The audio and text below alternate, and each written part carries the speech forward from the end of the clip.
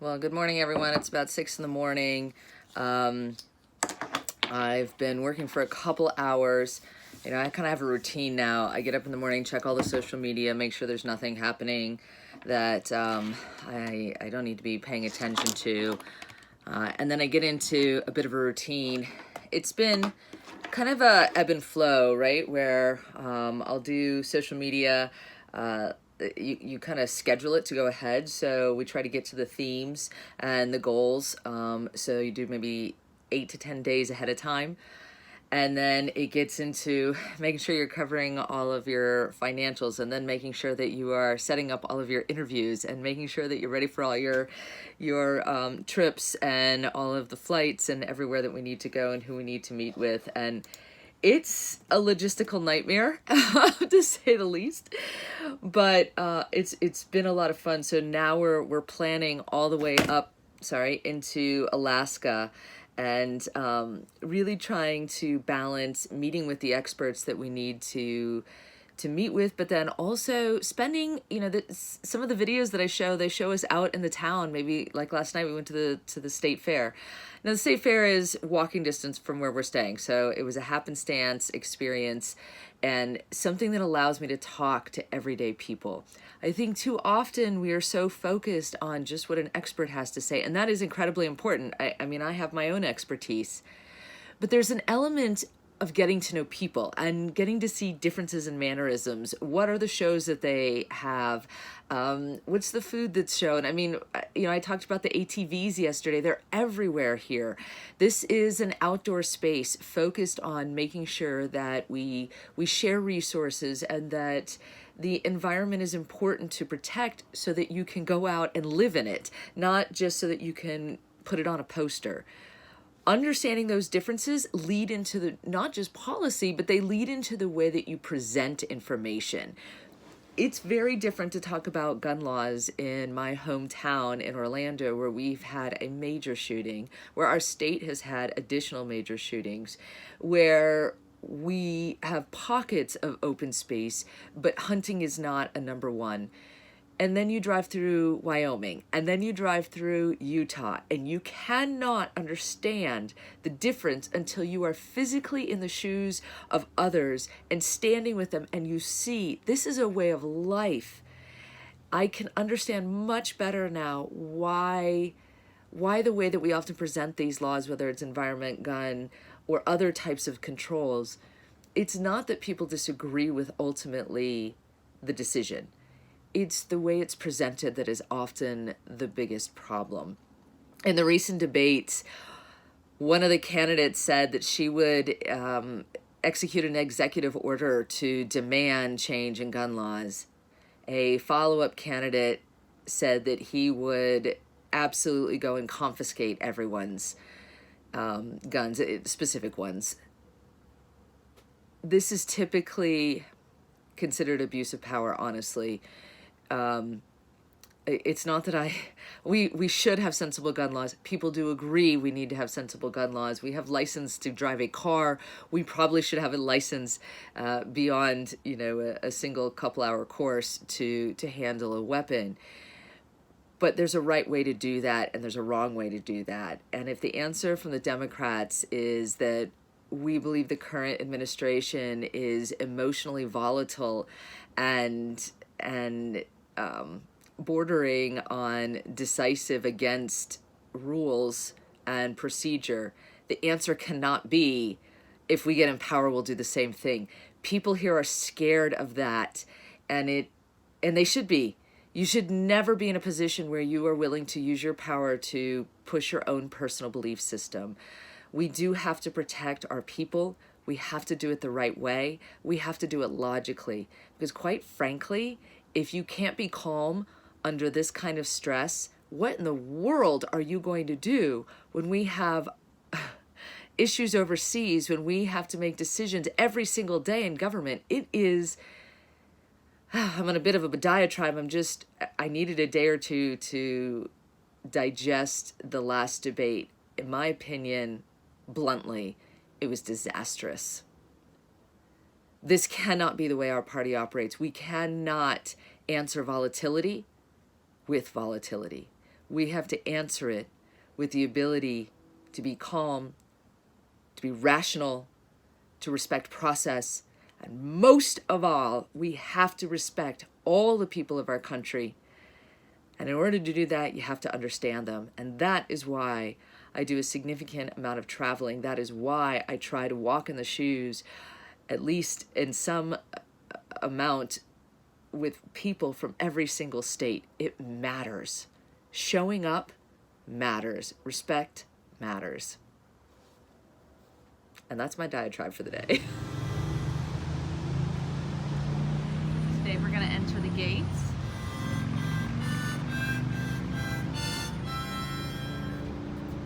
The Mormon temple space.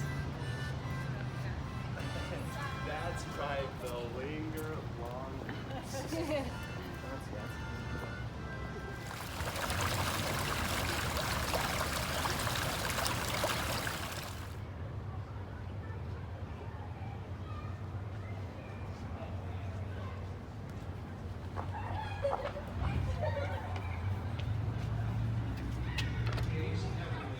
Like rustic look on the outside. You can see both the granite as well as the mortar. And that's because this building is actually made out of chippings from the temple construction. So they took all those chippings because once the blocks are out, they took chipping down to uniform salt from 1853 to 1893 on the day actually. And the reason that took so long is because this building is solid granite. You can see each of the walls, they're at least 9 to 6 feet solid granite each. And back in the 1800s when they were constructing it, they didn't have any of those big trucks, those big strong basic promises to God like baptism. But once we're doing all of that, we're living the way God wants us to, we're keeping His commandments, we've made basic promises and we're ready and want more, that's when we can go inside the temple. Because the temple is for higher forms of worship and making higher promises of God. All right, so we're going to go try and figure out my family history. We'll see how we do this. This is the first time I've physically been. So I guess it kind of depends on what All right, so I've already failed. I don't have anybody super famous. So now, does this mean I have to become famous? You might if you open a That's better. Oh, there I am. And Okay. it's a touch screen, so all you do Okay. is touch on it and it'll tell you different things. all right. When you're through here, go to the pink So screen where in is the my back, name from? Okay, and I go into the and green then the green screen? screen's for Okay. recording stories and taking pictures. Okay, all right. So let's see. Where does my name come from? All right, Norway.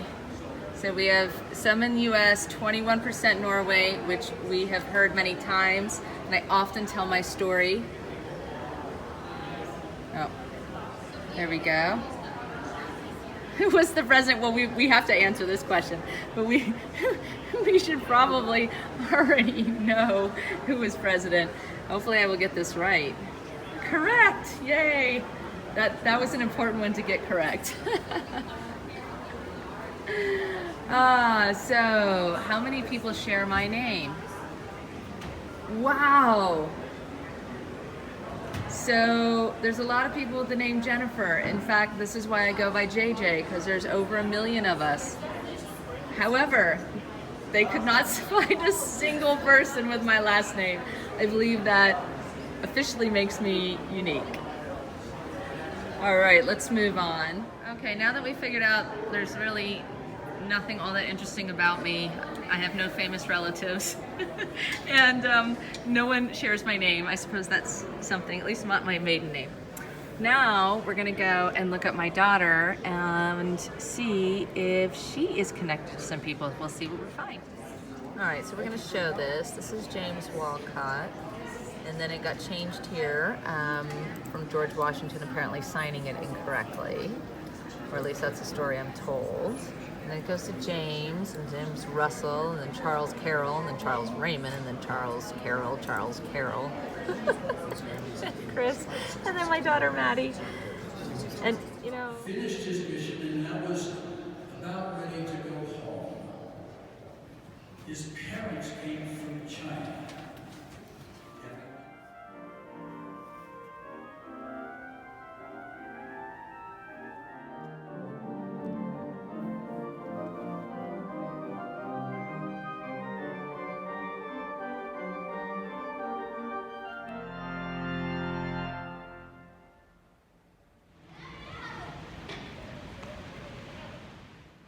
All right, I feel like I really need to close today out. It was a particularly moving day.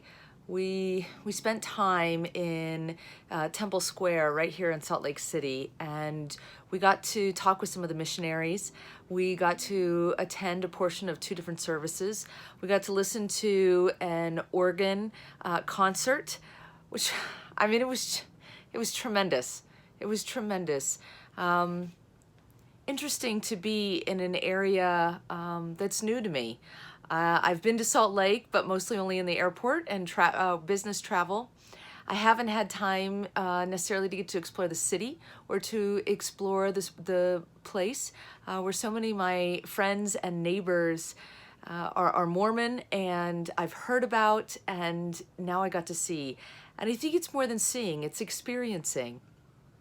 It was very different. As I'm working on my book, one of the things that we write about in the beginning is the fact that I tend to wear a lot of dresses. Now, ironically, I didn't wear a dress today, and I felt really out of place, which was interesting. And then here's a place where every single woman was wearing a dress, and I'm not used to that. In a space like the Pentagon, androgyny for women is the norm. Frankly, it's the expectation. It was very interesting to see such a difference. There were families in the temple. They actually had services in a different place, so we were able to attend. That's why, because it's the state convention, and there were kids everywhere. And it was fantastic. They were wonderful. They were coloring. They were talking. People were moving about. Families were demonstratively affectionate. It was wonderful. The girls that talked with us, the missionaries that showed us around, were knowledgeable, were interesting, were absolutely joyous to share the history of the Mormon Church. I know this is a small portion of our nation, and this is not a belief system that everyone connects to, but I feel very, very strongly that if you espouse to want to lead the nation or believe that you can, you must respect and understand all of the cultures, or at least as many as you can get to know while you're in this nation. And we have so many. And so for me, I genuinely do not come from a position of anything other than wonderment and interest. It was peaceful. The focus was on being a peaceful person. And I think we could all learn from that. Whether you share their faith beliefs or not, I think the lesson and the agreement across all of our people is that we're living in a very toxic environment right now that needs to change. Quite bluntly, it needs to change. And it was nice to be in a space where there was water, where there was beauty, where there was joy, where there were flowers and trees, and you just felt calm. So thank you to everyone that spoke with me today. I even met someone from Orlando, and we had a wonderful conversation. And I'm touched, and I'm honored to have been able to learn today. So I hope you all will enjoy the pictures and all the videos that I took, and maybe you'll get a little glimpse of what I experienced.